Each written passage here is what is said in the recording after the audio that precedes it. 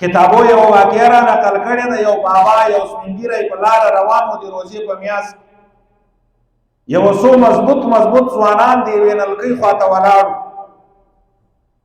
غرمې وخته بابا ورغی په نلکۍ باندې یې اوبه وڅښلې.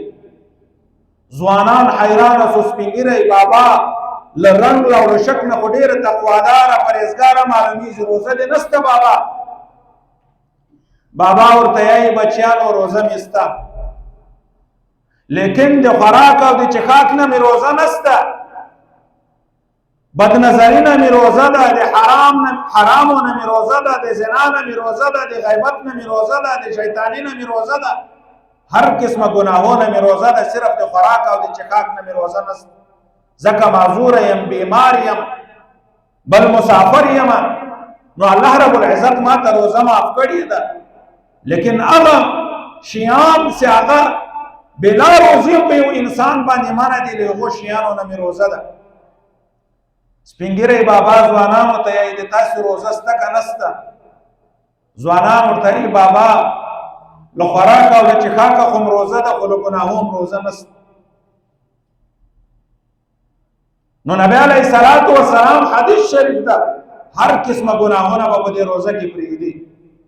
حرام به پرېږدي، حرام ګټل، حرام خوړل، حرام بل چا باندې استعمالول، بل چا ته د حرامو طریقه ښودل، عمل په حرامو باندې، اکل او شرب په حرامو باندې مکمل پابندي. د روزې نه مخکې او د روزې نه وروسته په دغو شیانو پابندي ده. لیکن د روزې په میاشت کې به مسلمان خصوصي توجه دې ته وسي چې دغه عبادت یې ضایع نه سي. هر قسمه محرماتو نه به ځان ساتي.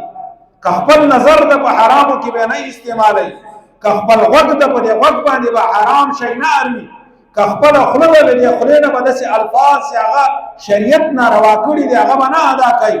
خپلې پښې، خپل لاسونه، خپل سوچ او فکر، خپل زړه، خپل ټول صلاحیت په دې الله رب العزت په فرمانبرداري کې استعمالوي، د الله رب العزت په معصیت کې به نه استعمالوي. دا د دغه روزې هغه احترام ده، دغه د روزې ادب ده، دغه د روزې اکرام ده، دغه د دغه میلمه اکرام ده.